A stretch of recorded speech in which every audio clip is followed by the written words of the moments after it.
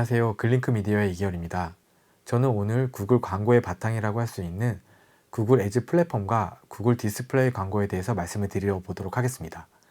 먼저 구글 애즈에 대한 설명과 GDN에 대한 설명을 드리고 GDN의 핵심 부분인 타겟팅에 대해서 구체적으로 설명을 드릴 예정이고요. 이어서는 입찰 전략과 운영 전략에 대한 부분까지도 말씀을 드려보도록 하겠습니다. 구글 애즈가 무엇인지부터 알아야 할 것 같은데요. 구글 애즈는 디스플레이, 검색, 동영상, 앱 등 다양한 구글 광고 집행이 가능한 구글의 온라인 광고 프로그램입니다.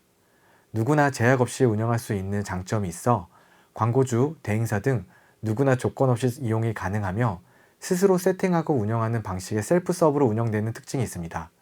하여 어떠한 목적으로 어떤 상품을 이용해서 어떻게 운영하는지에 따라서 성과가 크게 차이가 나는 플랫폼이라고 생각하시면 됩니다. 앞서 말씀드렸듯이 구글 애즈 하나만 가지고도 구글에서 제공하는 모든 광고를 세팅하고 운영할 수 있습니다. 구글 애즈에서 운영 가능한 광고의 대표적인 상품에 대해서 말씀을 드려보도록 하겠습니다. 화면에서 표시된 검색, 디스플레이, 동영상에 대해서 자세히 이야기 나눠보도록 하겠습니다. 첫 번째로는 구글 디스플레이 네트워크, 즉 GDN이라는 상품입니다. 이미지, 텍스트, 영상 소재를 활용한 디스플레이 네트워크 광고입니다. 구글이 가지고 있는 수많은 디스플레이 지면에 노출되는 배너 형태의 상품으로서 노출 위치는 언론사 지면, 유명 커뮤니티, 그리고 구글 프리미엄 네트워크에 노출이 되고 있습니다. 두 번째로는 구글 검색 광고입니다. 구글 포탈에 노출되는 광고 상품으로서 우리나라에서 많이 사용하는 네이버 검색 광고와 동일한 방식으로 운영되고 있습니다.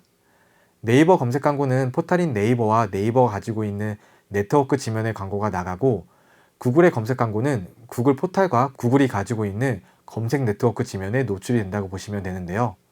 우리나라에서 네이버가 검색 광고를 주도하고 있지만 전 세계적으로는 구글의 검색 비중이 압도적으로 높기에 글로벌 캠페인을 진행하신다면 구글 검색을 적극적으로 활용해 보시면 좋을 것 같습니다. 우리나라에서는 네이버보다 경쟁이 심하지 않아서 합리적인 비용으로 검색 광고를 진행할 수 있는 장점 또한 있습니다. 세 번째로는 유튜브 광고입니다. 유튜브의 웹 앱 페이지에 여러 형태로 노출이 되고 있는데요.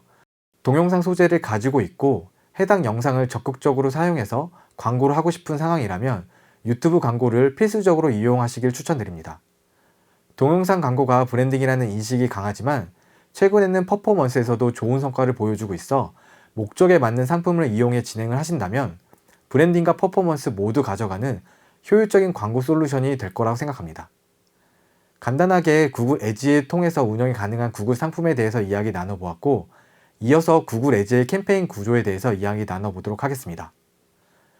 구글 애즈는 기본적으로 캠페인, 광고 그룹, 광고의 순서에 맞춰 세팅되는 방식입니다. 각 구조에서만 할 수 있는 값들이 있어 이 부분을 명확하게 인지하고 진행하는 것이 좋은데요. 그래야만 세팅 이후에도 수정이나 최적화 과정 중에 리소스를 최소한으로 줄일 수 있습니다. 보시는 화면과 같이 구글 애즈의 구조가 이루어진다고 보시면 되는데요. 캠페인 하위에 광고 그룹이 있고 광고 그룹 아래 광고가 있는 형식입니다. 간단하게 집을 생각해 보시면 좋을 것 같은데요. 광고주별 계정, 즉 집이 존재하고요. 그 집에 캠페인이라는 각각의 방이 존재합니다. 방 안에는 광고 그룹이라는 옷장이 존재를 하고 옷장 안에는 광고라는 나를 잘 표현해주는 옷들이 있다고 생각하시면 이해가 쉬우실 겁니다. 좀 더 자세하게 각 구조에 대해서 설명을 드려보도록 하겠습니다. 첫 번째로는 방이라고 할 수 있는 캠페인입니다. 캠페인에서는 제일 중요한 광고 목표를 선택할 수가 있습니다. 구글 애즈는 원하는 목표에 맞춰 최적화를 할 수 있는데요. 그 목표를 캠페인단에서 선택할 수 있습니다. 캠페인에서 한번 선택한 목표는 추후에 변경이 되지 않기에 처음부터 잘 선택을 해주셔야 합니다. 혹시라도 캠페인을 변경하고자 한다면 다시 캠페인부터 세팅을 해주셔야 됩니다. 목표 이외에도 예산 및 입찰 전략, 캠페인 일정, 타겟 국가 등 주요한 부분들을 선택할 수 있습니다. 다음으로는 옷장이라고 할 수 있는 광고 그룹입니다. 광고 그룹단에서는 입찰가를 조정할 수 있고 구글 광고에서 매우 중요한 타겟팅을 설정할 수 있는 곳입니다. 또한 기본적인 인구 통계 정보를 선택할 수도 있습니다. 하여 광고 그룹은 캠페인 안에서 여러 개를 만들 수 있기에 타겟팅별 혹은 인구 통계별 조건에 맞춰 여러 개를 만들어 운영하는 방식도 좋은 사례가 될 수 있습니다. 마지막으로 나를 뽐내는 옷이라고 할 수 있는 광고단입니다. 광고 영역에서는 광고 문안인 제목 및 설명 문구, 동영상, 이미지, 텍스트 등을 설정할 수 있습니다. 원하는 랜딩 페이지도 광고 영역에서 선택할 수 있는데요. 광고는 나를 뽐낼 수 있는 옷 같은 부분이기에 여러 가지 형태로 진행해 볼 수도 있습니다. 그 중에서 가장 효과가 좋은 옷, 즉 효과가 좋은 광고 소재가 더 많이 노출되는 방식으로 운영이 된다고 할 수 있습니다. 이렇게 기본적인 구조에 대해서 이야기를 나눴고요. 다음으로는 구글 에즈에서 확인할 수 있는 주요 지표에 대해서 이야기를 나눠보도록 하겠습니다. 보시는 화면에서와 같이 노출수, 클릭수, 조회수 등 기본적인 지표를 구글 에즈의 대시보드에서 확인할 수 있는데요. 이는 사용자 상황에 따라서 얼마든지 변화를 줄 수 있습니다. 주요 지표에 대해서 간단하게 설명을 드려보도록 하겠습니다. 해당 주요 지표는 디스플레이, 영상, 검색에서 주로 확인이 되는 지표라고 봐주시면 좋을 것 같습니다. 우선 노출수입니다. 이름 그대로 광고가 노출된 횟수라고 할 수 있습니다. 브랜딩 캠페인에서는 중요한 목표가 되는 지표입니다. 조회수는 영상 캠페인에서 주요하게 보는 지표인데요. 동영상의 30초 지점까지 시청하거나 클릭 등 광고와 상호작용하는 경우에 발생되는 수치입니다. 유튜브 캠페인을 진행하신다면 해당 수치를 목표로 해서 최적화하는 경우가 많이 있습니다. 조회율은 조회수를 노출수로 나눈 값이며 조회율이 높다는 것은 영상의 반응이 높다고 할 수 있습니다. 클릭수는 유저가 광고를 클릭한 횟수를 말하며 GDN, 검색 광고 등에서는 클릭수가 매우 중요한 지표로 확인되고 있습니다. 전환당 비용은 광고주가 원하는 액션을 달성하는 소요되는 비용인데요. 예를 들어 100만 원을 사용해서 10건의 구매가 발생이 되었다면 전환수 비용은 10만 원이라고 할 수 있습니다. 당연히 전환당 비용이 저렴할수록 효과적인 광고 집행이라고 할 수 있습니다. 평균 CPV와 평균 CPC는 캠페인을 운영할 때 매 시간 가장 많이 보는 지표인데요. 평균 CPV는 동영상 광고 조회가 발생될 때마다 청구되는 비용이고요. 평균 CPC는 광고를 1회 클릭할 때마다 발생되는 비용이라고 보시면 됩니다.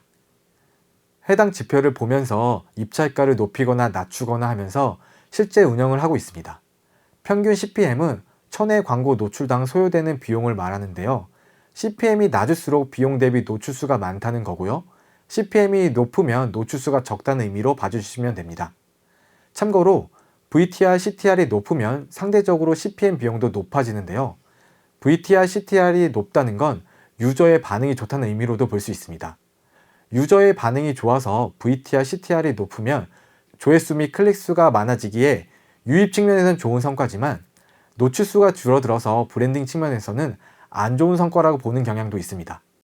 하여 캠페인 목표에 따라서 주요하게 봐야 하는 지표가 달라질 수 있는 점 기억해서 운영하시면 좋을 것 같습니다. 앞서 말씀드린 대로 보여지는 지표는 캠페인의 열수정을 통해서 선택이 가능합니다. 동영상 캠페인을 운영하신다면 CPV, VTR 중심으로 보시면 좋고요. 이미지 캠페인을 하신다면 CPC, CTR, 전화수 등을 주요 지표로 보시면 좋을 것 같습니다. 구글의 GDN 상품에 대해서 자세히 알아보는 시간을 갖도록 하겠습니다. GDN은 국내 디스플레이 네트워크 배너 중에 가장 상위인 네트워크 배너 상품입니다. 국내 유저 도달률은 2위, 페이지 뷰는 2위, 총 체류 시간은 1위라는 수치를 가지고 있는데요. 이는 그래프에서 보시는 바와 같이 타 매체들 대비 큰 격차를 보이고 있는 수치라고 할 수 있습니다. 또한 대다수의 국내 프리미엄 지면에 광고가 게재되고 있고요. 유튜브, 구글 플레이 등 구글이 가지고 있는 네트워크에도 노출이 되는 아주 큰 장점을 가지고 있습니다. 국내 주요한 네트워크에 광고가 노출된다고 말씀을 드렸는데요. 좀 더 자세히 보도록 하겠습니다. 우선 구글의 경우 유튜브, 구글 플레이, 지메일 등 구글의 프리미엄 전용 네트워크 지면에 광고가 게재가 됩니다. 유튜브, 구글 플레이, 지메일이 가지고 있는 트래픽을 생각한다면 매우 효과적인 지면이라고 할 수 있습니다.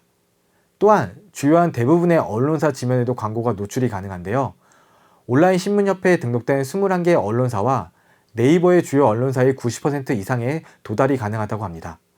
그리고 다음과 네이트, 줌 등 포털 사이트에도 노출이 되며 추가적으로 파트너십을 늘리고 있는 상황입니다. 다시 한번 간단하게 정리를 해보면 국내에서는 총 체류 시간 1위, 도달률 2위, 페이지 뷰 2위를 보이고 있으며 전 세계적으로는 노출 가능한 지면 수가 3,500만 개가 넘고 인터넷 사용자의 90% 이상에 도달할 수 있는 장점이 있습니다. 한편으로는 구글 GDN 광고가 너무 많이 보여서 여러 안 좋은 이야기를 하는 경우도 있습니다. 이상한 사이트에 노출이 된다든지 나쁜 의도로 클릭을 조작한다든지 하는 부정적인 의견도 있는데요. 구글에서는 이런 부분을 지속적으로 해결해 나가고 있습니다. 평균적으로 한 해에 120만 개의 퍼블리셔를 정지시키고 2100만 개 이상의 사이트에서 광고를 중지시켰으며, 부정한 방법으로 광고가 노출되고 혹은 클릭이 될 경우 퍼블리셔의 수익금을 환수하고 광고주에게는 환급하는 절차를 가져가고 있습니다. 구글 GDN은 명확한 좋은 장점이 있고 부정적인 부분도 지속적으로 해결해 나가고 있는 일을 계속하고 있다고 보시면 될 것 같습니다. 노출되는 형태에 대해서도 같이 보면서 이야기 나눠보면 좋을 것 같습니다. 우선 제일 기본이 되는 이미지형을 보게 되면 보시는 이미지와 같이 가로형, 세로형, 정방향 등 다양한 형태로 노출이 되고 있습니다. 특히나 모바일에서는 정방향과 가로형 띠배너로 모바일에 최적화되어 노출이 되고 있는 걸 확인할 수 있는데요.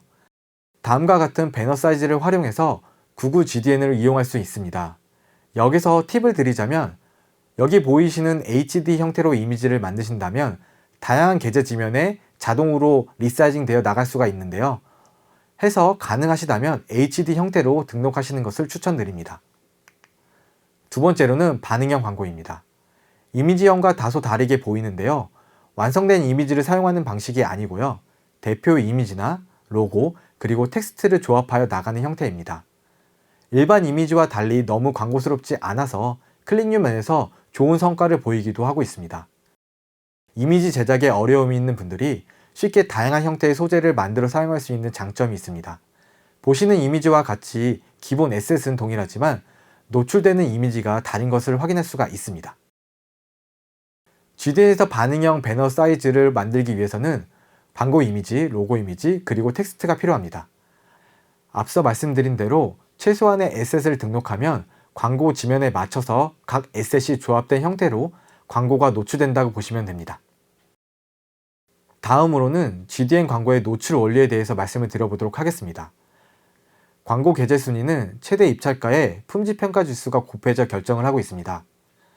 단순히 입찰가가 높다고 해서 무조건 상위에 그리고 많이 노출되는 것이 아니라 구글이 정한 품질 평가 지수의 영향을 받아서 최종적으로 순위와 노출 기회가 결정이 된다고 보시면 되는데요. 기본적으로 입찰가가 높으면 훨씬 유리한 측면이 있는 건 사실입니다. 입찰가라는 것이 입찰한 비용이 그대로 나가는 형태는 아닙니다. 경쟁사의 입찰가를 이길 수 있는 최소한의 비딩가로 과금이 되는 방식인데요. 예를 들어 설명을 드리면 A 브랜드가 500원에 입찰을 하고 B 브랜드가 400원에 입찰을 했을 때 A 브랜드가 입찰가가 높기에 B 브랜드보다 상위에 노출될 가능성이 높습니다. 여기서 A 브랜드가 500원을 입찰을 했다라고 해서 500원의 비용이 나가는 것이 아니라 하위 순위에 있는 B 브랜드의 400원을 최소한으로 이길 수 있는 약 410원이 나간다고 보시면 됩니다. 앞서 말씀드린 대로 입찰가에만 영향을 받아서 노출되는 것이 아닙니다. 품질평가 점수라는 것이 있는데요. 공식적으로 구글은 품질평가 점수에 반영되는 항목을 공개하고 있지는 않습니다. 다만 여러 가지 경험과 추측을 토대로 생각해보면 광고와 랜딩 페이지의 관련성, 예상 클릭률, 방문 페이지의 품질에 크게 영향을 받고 있는 것으로 확인됩니다. 하여 품질평가 지수를 높이고자 한다면 위에 말씀드린 세 가지를 높이는 방향으로 개선을 해보시면 좋을 것 같습니다. 앞서 말씀드린 내용을 토대로 예시를 들어 설명을 드려보도록 하겠습니다. 3개의 브랜드가 있고 각 입찰가가 300원, 200원, 500원이라고 하고 품질평가 점수가 0.7점, 2점, 0.6점이라고 가정해 보겠습니다. 최대 입찰가만 보면 C 브랜드가 가장 높은 순위로 노출이 되어야 하지만 품질평가 점수까지 연관해서 계산을 해보면 B 브랜드가 가장 높은 순위로 노출이 된다고 할 수 있습니다. 이처럼 입찰가뿐만 아니라 품질평가 점수도 노출에 큰 영향을 준다는 점을 꼭 기억하셨으면 좋겠습니다. 다음은 어떻게 구글이 사용자를 정의하고 추정하는지에 대해서 말씀을 드려보도록 하겠습니다. 구글의 사용자 정보 추정 방식은 로그인 유저를 추적하는 방식과 비로그인 유저를 추적하는 방식으로 구분하고 있습니다. 로그인 유저는 실 데이터를 활용하는 방식이고요. 비로그인 유저는 쿠키 데이터를 활용하는 방식입니다. 먼저 로그인 유저 실 데이터를 추정하는 방식에 대해서 말씀을 드려보도록 하겠습니다. 로그인 유저 실데이터 추정 방식은 말 그대로 구글 플랫폼에 가입된 정보를 토대로 유저를 추적하는 방식입니다. 가장 정확한 방식이라고도 할 수 있습니다. 디스플레이 네트워크, 유튜브 시청 기록, 구글 검색, GPS 기록 등을 토대로 실데이터를 모으고 이를 활용해서 타겟팅을 하는 원리입니다. 예전에는 구글을 이용할 때 로그인을 많이 사용하지 않고 사용하는 빈도가 높았는데요. 최근에는 많은 분들이 유튜브를 많이 사용하고 계셔서 실데이터를 활용하는 빈도가 높아지고 있습니다. 두 번째는 비로그인 방식의 쿠키 데이터 활용 방식입니다. 브라우저 쿠키를 기반으로 확률 데이터를 사용하는 방식입니다. 디스플레이 네트워크와 유튜브 등 인터넷 소비 콘텐츠를 분석해서 추정하는 데이터라고 할 수 있습니다. 로그인을 하지 않았지만 평소 내가 자주 가는 사이트, 자주 보는 유튜브 채널 등을 파악해서 추정하는 부분인데요. 예를 들어 제가 평소에 주식, 자동차 관련 사이트에 자주 들어가고 골프 관련 유튜브 채널을 자주 보고 그리고 주로 검색하는 키워드가 남성향 관련 키워드라고 했을 때 구글은 저를 남자이면서 주식과 자동차에 관심이 있고 골프를 자주 보기에 나이와 자산이 있는 사람으로 추정할 수 있을 것입니다. 이런 데이터가 많을수록 좀 더 정교한 추정 데이터를 모을 수 있게 됩니다. 쿠키를 통한 단점은 브라우저에서 쿠키가 삭제되면 해당 브라우저에 대한 모든 쿠키 데이터가 초기화된다고 볼 수 있습니다. 또한 개인정보 이슈로 인해서 구글 정책의 변화가 예상되고 있는 상황입니다. 하여 궁극적으로는 GA를 통해 본인들이 자사 데이터를 수집을 하는 부분이 앞으로는 더욱 중요해질 전망입니다. 간단하게 구글이 추정하는 정보를 확인할 수도 있습니다. 크롬에 들어가셔서 화면에 보이는 대로 따라가 보시면 맞춤 설정된 광고 영역에서 내 광고 센터라는 부분을 확인할 수가 있습니다. 해당 영역을 누르고 보시면 구글이 평소 나에게 어떠한 맞춤화된 광고를 보내고 있는지를 확인할 수가 있습니다. 이 외에도 광고가 정의하는 내 정보를 확인할 수도 있는데요. 지금 보시는 가운데 이미지는 저의 실제 정보와 매우 유사한 걸 확인할 수가 있었습니다. 그리고 평소 내가 보고 있는 웹 및 앱 활동, 위치, 유튜브 기록 등을 활용해서 광고 사용자 정보를 예측하고 그에 맞춰 타겟팅을 한다고 할 수 있습니다. 지금까지는 구글이 가지고 있는 타겟팅의 구조와 원리에 대해서 말씀을 드렸는데요. 구글이 타겟팅을 하기 위해서 유저를 모으고 정의하는 방식은 과거에도 그렇고 앞으로도 지속적으로 발전하고 변화가 될 것입니다.